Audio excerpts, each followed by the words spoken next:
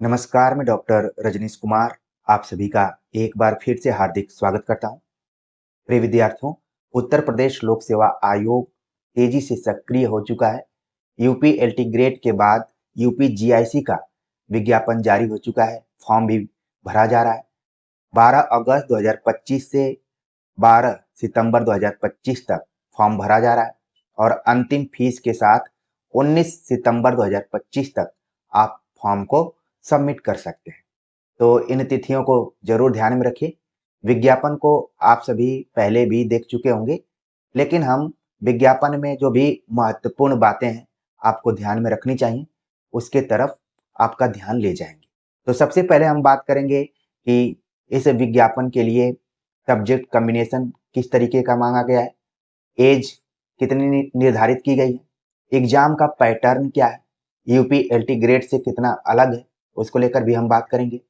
Syllabus किस तरीके का है, यूपी एलटी और यूपी जीआईसी के सिलेबस में क्या अंतर है, मार्किंग किस तरीके की है, निगेटिव मार्किंग है कि नहीं है, और सीट कितनी है, इसको लेकर हम बातचीत करेंगे।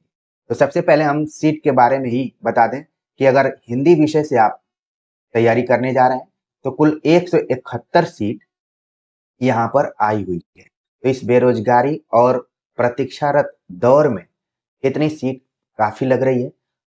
ठीक है, आप कमर कस के तैयारी में लग जाइए। चलते हैं सीधे हम कुछ महत्वपूर्ण बिंदुओं पर बातचीत करते हैं। फीस इत्यादि को लेकर पहले से भी आपने यूपीएलटी में देख लिया होगा। ओटीआर आप लोगों को एक बार कर लेना है। ठीक है, इसमें बताया गया है कि जो चयन होगा वो लिखित परीक्षाओं के आधार पर ही होगा। वैकेंसी के बारे में टोटल बताया गया कि 1471 वैकेंसी आई हुई हैं, जिसमें 777 मेल कैटेगरी में है और 694 फीमेल कैटेगरी में। ठीक है, और इसी तरीके से दिया गया है। पे स्केल के बारे में बताया गया कि लेवल 8 के आधार पर पे स्केल है। रिजर्वेशन के बारे में बात की गई है कि जो उत्तर प्रदेश के लोग हैं उनको ही आरक्षण का लाभ मिलेगा। इसके लिए आपका जो भी डॉक्यूमेंट है अंतिम तिथि के पहले तक का होना चाहिए। ठीक, बहुत सारी बातें इसमें बताई गई हैं। अब हम बात करते हैं जो मेन मुद्दा है, जिसको लेकर आप सभी के कमेंट आते रहते हैं कि हिंदी विषय के लिए कॉम्बिनेशन क्या है। तो यहाँ पर एकदम से स्पष्ट कर दिया गया है कि आपका हिंदी विषय में एमए होना चाहिए, पोस्ट ग्रेजुएशन, और बीए में संस्कृत विषय के साथ आपका हिंदी के साथ संस्कृत विषय भी होना चाहिए। यानी कि यहाँ पर आपको ध्यान में रखना है कि बीए में आपने हिंदी पढ़ा हो और साथ में संस्कृत पढ़ा हो। ठीक, और फिर एमए किया हो हिंदी से और फिर बीएड किया हो, तो आप इस फॉर्म को भर सकते हैं। ठीक है, यूपी एलटी के बारे में हम लोग देख रहे थे, तो उसमें इंटरमीडिएट में भी संस्कृत मांगा था, लेकिन यूपी जीआईसी में इस तरीके की कोई बात नहीं है। एक बार हम अंग्रेजी वाला यहाँ पर पढ़ देते हैं कि post graduation degree in the subject Hindi from university deemed university institution established by law in India and graduation in arts with Sanskrit as a subject. एक सब्जेक्ट के रूप में रहेगा। जैसे बहुत सारे विद्यार्थियों के दिमाग में आ रहा होगा कि हमारा बीए में एक पेपर था, जैसे कई बार कंपलसरी पेपर होते हैं, उनके आधार पर नहीं होगा। आपका नंबर हिंदी के साथ संस्कृत का भी जुड़ा होना चाहिए। ठीक है, यानी कि संस्कृत एक विषय के रूप में रही हो, ये नहीं कि कंपलसरी के रूप में रही हो। जैसे बीएचयू में बीए के दौरान कई विद्यार्थी कंपलसरी भी पढ़ते हैं, डीयू में भी इसी तरीके का है। तो कंपलसरी वाला पेपर यहाँ पर नहीं माना जाएगा। ठीक है, और एक सब्जेक्ट के रूप में होना चाहिए, जो कोर सब्जेक्ट होते हैं हिंदी संस्कृत फिलोसफी। ठीक है, हिंदी संस्कृत ज्योग्राफी, ये जो चुनिंदा कॉम्बिनेशन रहे हैं, अगर उस टाइप का होगा बीए में तो आप इस फॉर्म को भर सकते हैं। ठीक है, तो क्लियर हो गया यहाँ पर आपका सब्जेक्ट कॉम्बिनेशन। अब हम बात करते हैं कि एज लिमिट क्या है। एज लिमिट यूपी एलटी की तरह ही यहाँ पर भी है कि 21 से 40 वर्ष आपके होने चाहिए अगर आप यूआर कैटेगरी में। हाँ, यदि आप उत्तर प्रदेश में आरक्षित कैटेगरी से संबंध रखते हैं तो 5 साल की छूट मिली हुई है। ठीक है, 5 साल की छूट है, तो इसका मतलब है कि कैटेगरी वालों को 45 साल के उम्र तक भी फॉर्म भर सकते हैं। ठीक है, और अलग अलग चीजें यहाँ पर है। ठीक है, अब हम बात करते हैं आगे। जो भी मेन चीज है, बहुत कम ध्यान जाता है यहाँ पर, कि जो आपका प्री एग्जाम होगा वो ऑब्जेक्टिव टाइप एग्जाम होगा। क्वेश्चन पेपर में निगेटिव मार्किंग भी होगी, और निगेटिव मार्किंग कितने नंबर की होगी? 1/3 होगी। यानी कि इसी तरीके से यूपीएलटी में भी है और यहाँ पर भी है। और उत्तर प्रदेश लोक सेवा आयोग से जितनी भी परीक्षाएं होती हैं सब में 1/3 नंबर माइनस मार्किंग में यानी निगेटिव मार्किंग में होते हैं। तो इसको आपको ध्यान में रखना है। ठीक है, यानी कि निगेटिव मार्किंग है, इसलिए तैयारी करते समय हर प्रश्न का उत्तर देना जरूरी नहीं, जो एकदम सही तरीके से आ रहा है उसका देना है, और फिर 50-50 के हिसाब से भी देना है। मतलब कि निगेटिव मार्किंग को ध्यान में रखना है। आगे बताया गया कि SC/ST कैंडिडेट को 35% नंबर लाने हैं अगर वो अगले चरण में जाना चाहते हैं या फिर अपने दावे को कंटिन्यू रखना चाहते हैं। और यूआर कैटेगरी और अन्य जो भी कैटेगरीज हैं, ओबीसी, ईडब्ल्यूएस, उनको 40% लाना है। ठीक है, यहाँ पर निर्धारित कर दिया गया है कि 35% और 40% नंबर लाना है, तभी उनको आगे के चरण में जाने का मौका मिल सकता है, या फिर चयनित सूची में वो रह सकते हैं। इससे कम नंबर अगर होगा तो फिर आप कोई लाभ नहीं उठा पाएंगे। तो इस चीज को भी आप ध्यान में रखिए। हो सकता है कि बहुत सारे विद्यार्थियों की नजर 35 से 40% तक ही हो। हम तो चाहेंगे कि आपकी नजर 75 से 80% के बीच में भी हो। ठीक है, आप क्यों इतना दूर रहेंगे? तो इसलिए ये मिनिमम है। ठीक है, यहां तक आपका ध्यान नहीं होना चाहिए, आपका ध्यान एकदम हाई पर होना चाहिए, तभी आप बीच में रह सकते हैं। चीजों को आप समझ पा रहे होंगे मैं क्या कहना चाहता हूं। आगे बात करते हैं कि यहाँ पर तमाम जो भी कैटेगरीज हैं उनके रिजर्वेशन के जो भी प्रमाण पत्र होने चाहिए, किस फॉर्मेट में होने चाहिए, ये सब यहाँ पर दिया गया है। आप देख लीजिए, फॉर्मेट भले यहाँ पर इस तरीके का दिया गया हो, लेकिन आप अपने तहसील में जाएंगे, वहां पर जिस तरीके का फॉर्मेट मिलता है वही आपको ले लेना है। बहुत इसके लिए परेशान नहीं होना है। अब हम बात करते हैं कि सिलेबस या एग्जाम जो पैटर्न है, एग्जाम पैटर्न थोड़ा सा यूपीएलटी से यहाँ पर अलग है। कैसे अलग है आपको पता चल जाएगा। यूपीजीआईसी की परीक्षा भी 2 चरणों में संपन्न होगी, प्रारंभिक परीक्षा और मुख्य परीक्षा में। ठीक है, प्रारंभिक परीक्षा की जो भी परीक्षा योजना और पाठ्यक्रम है यहाँ पर दिया गया है कि प्रश्नों की संख्या 120 होगी, जिसमें 80 प्रश्न विषय पर आधारित होंगे और 40 प्रश्न जीएस पर आधारित होंगे। कुल अंकों की संख्या 300 अंकों का एग्जाम होगा और 2 घंटे का होगा। यानी कि 120 प्रश्न आप 120 मिनट में करेंगे और 300 अंकों का ये पूरा एग्जाम होगा। 80 + 40 का ये रेशियो है। ठीक है, तो एक तरीके से आप देख रहे हैं कि 120 प्रश्न है और 300 अंकों के हैं। ठीक है, तो आप देख लीजिए कि एक प्रश्न कितने अंक का हो जा रहा है, और इसमें माइनस मार्किंग भी है, निगेटिव मार्किंग भी है। ठीक है ना, तो यहाँ पर आपको ध्यान रखना है। यानी कि प्री में अपने सब्जेक्ट को भी मजबूत करना है और साथ में जीएस को भी देखना है। जीएस को लेकर हमने यूपीएलटी की तैयारी कराते समय बताया हुआ था कि सिलेबस क्या है और कौन कौन किताबों को पढ़ना है। आप उन्हीं किताबों को पढ़ेंगे तो काम चल जाएगा, आपको अलग से कुछ खरीदने की जरूरत नहीं है। यहाँ पर सिलेबस के बारे में यही बताया गया कि general science high school level का होगा, हिस्ट्री ऑफ इंडिया भारत का इतिहास, इंडियन नेशनल मूवमेंट जो स्वाधीनता आंदोलन में मूवमेंट चले थे उनको लेकर, Indian polity, economy and culture, Indian agriculture, commerce and trade, world geography, Indian geography. ठीक है, फिर करंट अफेयर से रिलेटेड भी सवाल रहेंगे, फिर लॉजिक रीजनिंग बेस जो भी जिसको हम सामान्य बुद्धिमत्ता का प्रश्न कहते हैं वो रहेंगे, रीजनिंग। इसके बाद एजुकेशन, कल्चर, एग्रीकल्चर, खासतौर से जो उत्तर प्रदेश से जुड़ा हुआ है, यानी उत्तर प्रदेश से संबंधित जो विशेष पुस्तकें आती हैं परीक्षावाणी इत्यादि की, उनको आप खरीद सकते हैं। इसके बाद 8वीं लेवल तक की गणित आपको पूछी जा सकती है। इकोलॉजी एंड इन्वायरमेंट से रिलेटेड प्रश्न रह सकते हैं। तो यहाँ पर आप देख रहे हैं कि जो आप यूपीएलटी के लिए पढ़ रहे हैं वही सारी चीजें यहाँ पर भी हैं। और ध्यान रखना है कि 40 प्रश्न रहेगा जीएस से और 11 टॉपिक दिए गए, यानी हर टॉपिक से 3-3 प्रश्न अगर रहते हैं तो भी ये पूरा कवर हो जाएगा। इसी में किसी में 5 क्वेश्चन भी हो सकता है, 3 से 5 क्वेश्चन रहने की संभावना है। तो इसलिए जिनकी गणित कमजोर है, जो भी पोर्शन कमजोर है, उसको लेकर चिंतित नहीं होना है। जो चीजें आप याद कर सकते हैं, जिनको समझ सकते हैं, उनको ध्यान से पढ़िए।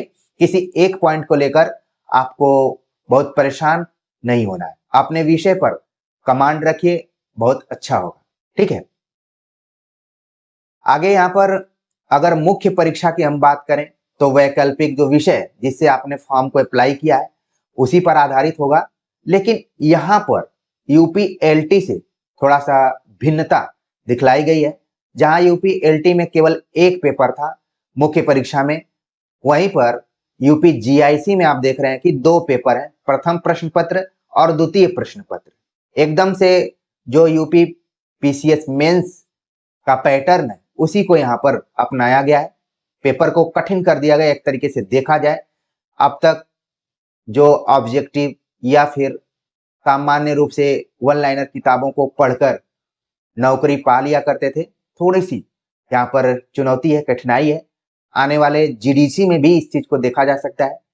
कहने का मतलब ये है कि यूपी लोक सेवा आयोग से अब जो भी विज्ञापन निकलेंगे शिक्षक भर्ती से संबंधित, सभी का पैटर्न लगभग यही होगा। तो मुख्य लिखित परीक्षा हेतु परीक्षा योजना पाठ्यक्रम जो है, प्रथम प्रश्न पत्र सामान्य हिंदी एवं निबंध से रहेगा, 2 घंटे का समय, 100 नंबर का होगा। द्वितीय प्रश्न पत्र वैकल्पिक विषय पर होगा जिसमें आपने फॉर्म अप्लाई किया है, 3 घंटे का होगा और 300 अंकों का होगा। यानी आप देख रहे हैं मुख्य परीक्षा आपकी 400 अंकों की मुख्य परीक्षा है। सामान्य हिंदी का सिलेबस जो दिया गया है उसमें आप देख रहे हैं कि अपठित गद्यांश का संक्षेपण, उससे संबंधित प्रश्न, रेखांकित अंशों की व्याख्या एवं उसका उपयुक्त शीर्षक, यानी एक पैराग्राफ दे दिया जाएगा। जैसा कि आप यूजीसी नेट इत्यादि में देखते थे उसी तरीके से पैराग्राफ दिया जाएगा और उस पर आधारित प्रश्न होंगे। फिर कुछ व्याकरण के पोर्शन है, अनेकार्थी शब्द, विलोम शब्द, पर्यायवाची शब्द, तत्सम एवं तद्भव, क्षेत्रीय विदेशी शब्द भंडार, वर्तनी, अर्थबोध, शब्द रूप, संधि, समास, क्रियाएं, हिंदी वर्णमाला, विराम चिन्ह, शब्द रचना, वाक्य रचना, अर्थ, मुहावरे एवं लोकोक्तियां, उत्तर प्रदेश की मुख्य बोलियां तथा हिंदी भाषा के प्रयोग में होने वाली अशुद्धियां। तो कुल मिलाकर हिंदी व्याकरण का यह पूरा पोर्शन है। हिंदी व्याकरण की कोई ना कोई किताब आप अपने पास रखे होंगे, इसको लेकर भी आपको परेशान नहीं होना है। बस देख लेना है कि व्याकरण आपको ध्यान में रख के जाना है। ठीक है, अब दूसरा खंड जो निबंध का है जो 50 नंबर का होगा और प्रथम खंड सामान्य हिंदी 50 नंबर की।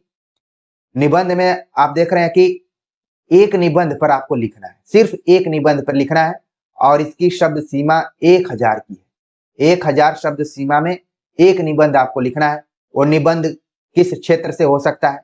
साहित्य संस्कृति से, राष्ट्रीय विकास योजनाएं क्रियान्वयन से, ठीक है, राष्ट्रीय अंतर्राष्ट्रीय समसामयिक सामाजिक समस्याओं से रिलेटेड, विज्ञान एवं पर्यावरण से रिलेटेड, प्राकृतिक आपदाएं एवं उनके निवारण से संबंधित, कृषि उद्योग एवं व्यापार से संबंधित निबंध हो सकता है। इसके लिए भी यूपी मेंस पर आधारित जो भी निबंध का पेपर होता है उसको आप ले सकते हैं, उसको देख सकते हैं आराम से। दृष्टि पब्लिकेशन की निबंध की कई किताबें आती हैं, वहां से आप इसको देख सकते हैं। तो थोड़ा सा पेपर का लेवल कठिन बनाना था, लेकिन इतना कठिन नहीं बनाना था कि परीक्षार्थी अचानक दबाव में आ जाए। लेकिन ऐसे परीक्षार्थी जो सही मायने में समाचार पत्रों को पढ़ते हैं, पत्र पत्रिकाओं को पढ़ते हैं, जैसे कि कुरुक्षेत्र योजना, उनके लिए ये आसान हो सकता है। जाहिर सी बात है कि विशुद्ध हिंदी पढ़ने वाले विद्यार्थी ये सभी चीजें बहुत कम पढ़ते हैं और वही पढ़ते हैं जिनका रुझान सिविल सर्विसेज ओरिएंटेटेड रहता है, वही पढ़ते हैं। और न जाने जब इस सिलेबस पर हम चर्चा कर रहे हैं तो आप सभी को लिखने के लिए किस तरीके की कॉपी होनी चाहिए, हमने कम्युनिटी सेक्शन में लगाया हुआ था। और एक जमाना था कि सिविल सर्विसेज के पाठ्यक्रम को लेकर मेंस की तैयारी कैसे करें, प्री की तैयारी, तो 2 से 3 साल हमने भी दिया हुआ था, तो वो दिन हमें याद आ जा रहे हैं कि उसी तरीके से आपको पढ़ना है, ठीक है? तो अगर अच्छा आप करेंगे, जो भी विद्यार्थी अच्छा करेंगे, निश्चित तौर पर उनका चयन हो जाएगा, ऐसी हम उम्मीद करते हैं। घबराना नहीं है। अगर जो लोग पहले भी ध्यान नहीं देते थे, उनको ये नहीं घबराना कि अब हम इसमें नहीं है, फाइट से बाहर हो चुके हैं, ऐसी कोई बात नहीं है। आप अपने अंदर की क्षमता को टटोलिए और इस चैनल पर बने रहिए। तो ये तो मुख्य लिखित परीक्षा का पूरा जो भी एग्जाम पैटर्न था, उसके बारे में हमने चर्चा की। बल्कि ये जो प्रथम प्रश्न पत्र था, उसके ऊपर हमने बात की। अब जो द्वितीय प्रश्न पत्र है, जो एकदम से विषय पर आधारित है, उस पर हम बात करें तो जहां यूपी एलटी में खंड अ और खंड ब थे, इसमें खंड स भी जोड़ दिया गया है, यानी थोड़ा सा और बड़ा किया गया है। प्रश्नों की संख्या सेम टू सेम है, 20 प्रश्न ही रहेंगे। सभी प्रश्न खंडों में विभाजित रहेंगे। खंड अ के अंतर्गत 5 प्रश्न रहेंगे। सामान्य उत्तरी, उत्तरों की शब्द सीमा 250 और प्रत्येक प्रश्न यहाँ पर बताया गया कि 25 अंक का होगा। मतलब 5 अंक का होगा, लेकिन यहाँ पर प्रत्येक प्रश्न 25 अंक का होगा, मतलब 25 पचे 125। 1 मिनट यहाँ पर थोड़ा सा जोड़ना पड़ेगा कि क्या है, यानी कि 250 शब्दों का आंसर आपको लिखना है और 5 प्रश्न रहेंगे, ठीक है? 5 प्रश्न रहेंगे 25-25 नंबर के, तो 125 हो गया। खंड ब के अंतर्गत 5 प्रश्न रहेंगे, लघु उत्तरी रहेंगे, 150 शब्दों में लिखना पड़ेगा और हर प्रश्न आपका 15 नंबर का होगा। तो इसको भी हम नोट करते हैं, ठीक है? 75 नंबर का हो गया। फिर 10 प्रश्न रहेंगे, अति लघु उत्तरी, शब्द सीमा 50 शब्द और हर प्रश्न 10 अंक का होगा, ठीक है? तो यहाँ पर आप देख रहे हैं कि कुल मिलाकर आपका 300 नंबर का हो जा रहा है, ठीक है? 300 नंबर का हो रहा है यहाँ पर। तो अलग अलग प्रश्नों को डिवाइड किया गया है कि कितने नंबर के होंगे। शब्द सीमा भी अलग अलग है, 250 मैक्सिमम, फिर 150, फिर 50 है, ठीक है? तो यानी कि आपको हर एंगल से 50 शब्द सीमा, फिर 150 शब्द सीमा, 250 शब्द सीमा को आपको ध्यान में रखना है। इसको लेकर आपसे भी से हम चर्चा करेंगे कि किस तरीके से अपना उत्तर तैयार करेंगे कि किसी भी शब्द सीमा में आए आप अपना आंसर कंप्लीट कर लेंगे। प्रिय विद्यार्थियों, आप तराजू लेकर तो बैठेंगे नहीं, या फिर जो कॉपी चेक करने वाला होगा वो भी तराजू लेकर नहीं बैठेगा। शब्दों की सीमा इधर उधर हो सकती है, 10, 20, 25 तक भी जा सकती है, लेकिन करना क्या है, सभी प्रश्नों को अटेम्प्ट करना है। अगर कोई प्रश्न छूटता है, सबसे बड़ा अगर इसमें खेल है तो वो है समय प्रबंधन का, उसको आपको ध्यान में रखना है, ठीक है ना? तो बात हम करेंगे, आपको घबराने की बिल्कुल जरूरत नहीं है। जब तक ये सांसें चल रही हैं, हम आपके साथ बने रहेंगे और कोशिश करेंगे कि यूपी एलटी और यूपी जीआईसी दोनों के सिलेबस को समानांतर रूप में हम कवर करें, और इसमें आपको भी साथ देना पड़ेगा। आपको थंबनेल इत्यादि देख के नहीं तैयारी करना है कि ये यूपी एलटी के लिए है तो इससे दूर रहेंगे, नहीं पढ़ना है। यूपी जीआईसी का थंबनेल रहेगा तभी पढ़ेंगे, ऐसा नहीं करना है। आपको यहाँ पर चालाकी दिखाना है, चतुराई के साथ तैयारी करनी है कि जो मैटर जहां से मिल जा रहा है आपके काम का है, अब आपके अंदर एक क्षमता विकसित करनी पड़ेगी कि आप ये समझ जाएं कि हमारे काम का क्या है, ठीक है? उस हिसाब से आपको पढ़ना है। अगर हम सिलेबस पर बात करें और विस्तार से देखें तो यहाँ पर आप देख रहे हैं कि हिंदी साहित्य का इतिहास है, फिर हिंदी गद्य साहित्य का उद्भव और विकास है, गद्य साहित्य का उद्भव और विकास है, पत्रकारिता है, काव्य शास्त्र है, भाषा विज्ञान है, हिंदी व्याकरण है, संस्कृत साहित्य के जो भी प्रमुख रचनाकार हैं उनकी कृतियां हैं, संस्कृत व्याकरण है। तो जिस तरीके से हमने यूपी एलटी को कुल 8 यूनिटों में बांटकर सिलेबस पर चर्चा की थी, उसी तरीके से आप देख रहे हैं कि यूपी जीआईसी में भी है, बहुत अंतर नहीं है, लेकिन कुछ नई चीजें जोड़ दी गई हैं, जैसे कि पत्रकारिता जोड़ दी गई है, काव्य शास्त्र जोड़ दिया गया है, ठीक है?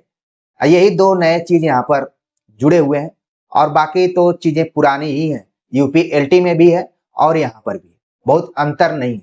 दोनों के प्रश्नों में भी बहुत अंतर नहीं होंगे, हाँ शब्द सीमा में अंतर हो सकते हैं। तो इसको लेकर हम विस्तार से आपसे बात करेंगे। हिंदी साहित्य का इतिहास के अंतर्गत आप देख रहे हैं कि साहित्य इतिहास लेखन की परंपरा, साहित्य इतिहास काल विभाजन, फिर आदिकाल से लेकर पूरा आप देख रहे हैं कि यहाँ पर दिया गया है 9 गीत तक है और विभिन्न कालखंडों की जो प्रमुख रचनाएं हैं, ठीक है, प्रमुख पंक्तियां हैं, सूक्तियां हैं, उनको लेकर, कवियों के नामों को लेकर, क्योंकि सिलेबस ऐसा बनाया जाता है कि कोई चीज छूटे ना, कोई ये ना कहे कि आउट ऑफ सिलेबस आया है, इसलिए सिलेबस को पर्याप्त मात्रा में बना दिया जाता है। तैयारी कराते समय हम आपसे उन महत्वपूर्ण प्रश्नों के ऊपर चर्चा करेंगे जिनके आने की संभावना बहुत ज्यादा होती है और पूरा सिलेबस को कवर भी करेंगे।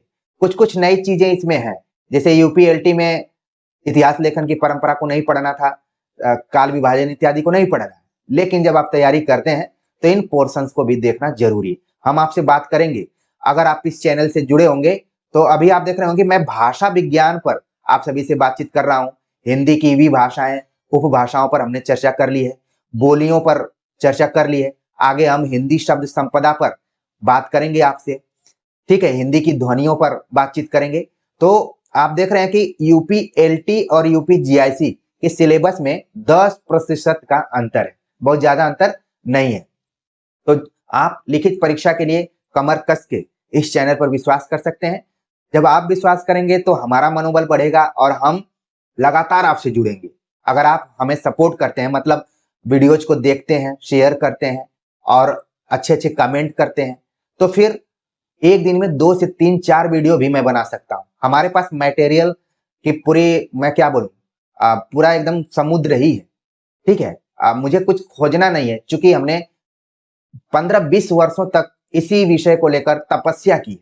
प्रिय विद्यार्थियों, में तपस्या शब्द का प्रयोग कर रहा हूं, तो कोई चीज ऐसी नहीं है कि जो उपलब्ध नहीं हो। बस समय को ध्यान में रखते हुए और आपके सपोर्ट को देखते हुए हमें काम करने का मन करता है। हम चाहते हैं कि यूपीएलटी और यूपीजीआईसी की तैयारी उसी तरीके से कराएं जिस तरीके से एक जमाने में हमने केबीएस की तैयारी कराई थी। और आपको विश्वास नहीं होगा, केबीएस की तैयारी कराने के बाद 1 सप्ताह तक हमारे कमर में दर्द थी, शरीर पूरा एकदम दर्द कर रही थी, क्योंकि हमने केबीएस टीजीटी पीजीटी दोनों को समानांतर लेके तैयारी कराई थी और कम से कम 20 किताबों को पढ़कर पूरा नोट्स बनाया होगा। तो हल्के में आपको नहीं लेना है, मतलब आपको विश्वास करना है कि नहीं, जब हम कर रहे हैं तो करेंगे, लेकिन सपोर्ट की जरूरत है। पूरा आपको वीडियो देखना है, एक एक शब्द को सुनना है, फिर नोट करना है, इसी हिसाब से पढ़ना है, क्योंकि बताना बहुत जरूरी है आप लोगों को, ठीक है, उसी हिसाब से। तो सिलेबस भी आप समझ गए होंगे और सारी चीजें समझ गए, पैटर्न भी समझ गए। सबसे पहले आप फॉर्म को भरेंगे, उसके हिसाब से आप तैयारी में लग जाएंगे। तो बहुत सारे विद्यार्थियों का कमेंट आता है कि सर पहले प्री की तैयारी करवाइए। प्री की तैयारी के लिए अगर आपने यूपी टीजीटी पीजीटी की तैयारी की होगी तो वो भी बहुत काम में आएगी। तो प्री के साथ साथ अगर हम मेंस की तैयारी करते हैं तो प्री की तैयारी ऑलरेडी कंप्लीट हो जाएगी। आप कल्पना कीजिए कि अगर हमने मुख्य लिखित परीक्षा के दृष्टिकोण से हिंदी की उपभाषाएं, विभाषाएं, हिंदी की बोलियों पर चर्चा की है, तो क्या उसी में से प्री में भी सवाल पूछे जाएंगे ना? तो आपको घबराना नहीं है, जो पढ़ाया जा रहा है उसी में से प्री की भी तैयारी हो जाएगी। हाँ, आपको ऑब्जेक्टिव थोड़ा सा पैटर्न नहीं दिख रहा है, लेकिन समय रहते कम से कम 15-20 प्रैक्टिस सेट हम लेकर आ सकते हैं, जिससे कि आपकी प्री की भी तैयारी हो जाएगी। तो आप प्री अपने से पढ़िए, जो ऑनलाइनर किताबें रखे हैं, हिंदी साहित्य का इतिहास रखे हैं, जो आपको कुछ अलग से खरीदना ही नहीं है। किताबों को लेकर भी हमने चर्चा की है और आप ये मानिए कि हर एग्जाम के दृष्टिकोण से हम किताबों को लेकर आएंगे। तो जाहिर सी बात है, आप जानते हैं कि हमारा उद्देश्य वो नहीं है कि भाई आपको खाली व्यूज बढ़ाना है। हमने आपको मेन किताबों के बारे में बता दिया, वो किताबें आप रखिए। अगर हिंदी साहित्य से आप अपने जीवन में आगे बढ़ना चाहते हैं, शिक्षक बनना चाहते हैं, तो मैंने 4-5 किताबों का नाम लिया हुआ है, जिसमें हिंदी साहित्य का इतिहास रामचंद्र शुक्ल, हिंदी साहित्य का दूसरा इतिहास बच्चन सिंह, हिंदी साहित्य एवं संवेदना का विकास रामस्वरूप चतुर्वेदी, वस्तुनिष्ठ गोविंद सरस्वती पांडे, वस्तुनिष्ठ संकलन जो आचार्य रामचंद्र शुक्ल पर आधारित है वो, हिंदी व्याकरण के दृष्टिकोण से हमने आप सभी को बतलाया वासुदेव नंदन प्रसाद की। इसके अतिरिक्त संस्कृत को लेकर इग्नू की एक पीडीएफ ही हमने टेलीग्राम चैनल में भेजी थी। यही सब आपको पढ़ना है और प्री के लिए जीएस का जो पोर्शन है उसको लेकर हमने लूसेंट, परीक्षावाणी, घटना चक्र का जो भी पूर्वालोकन, उसके बारे में हमने बात कर ली है। आप उतना खरीद कर पढ़िए और कंसंट्रेट होके पढ़िए। ये नहीं कि उस मृग की तरह घूमते रहिए कि कस्तूरी कुंडल बसे मृग ढूंढे बनमाए, तो फिर दिक्कत होगी। ठीक है, तो देखिए हम सीधी-सीधी बात कर देते हैं। हो सकता है कि बहुतों को ये बातें अच्छी ना लगती हों, लेकिन अधिकतर विद्यार्थियों को लगता है कि नहीं, कोई प्यार से वो बात अगर कह रहा है तो समझिए आपको ठग रहा है। अगर थोड़ी-सी उसमें कड़ाई होगी, तो मान लीजिए वो व्यक्ति आपके बारे में, आपके हित के बारे में सोच रहा है। आपने देखा होगा तमाम चीज़ें हमने आपसे कहीं, कहीं पर कोई पेड कोर्स या अपने नोट्स के बारे में हमने कोई बात नहीं कही, क्योंकि हमें अलग तरीके से आपका सहयोग करना है। बस आप हमारा सहयोग कीजिए। जितनी भी वीडियोज़ हम डाल रहे हैं या फिर अपलोड कर रहे हैं, उनको देखिए और उन पर आधारित अपने नोट्स भी बनाइए। और हमारा ये मन है कि कभी भी गूगल मीट के माध्यम से यूपीएलटी और यूपीजीआईसी के विद्यार्थियों से मैं मिलूँगा, मतलब बातचीत करूँगा। ठीक है? तो पूरा आप समझ गए होंगे आज के वीडियो लेक्चर के बारे में। आपके कमेंट का हमें इंतज़ार रहेगा। मिलते हैं एक नए टॉपिक के साथ, तब तक के लिए नमस्कार।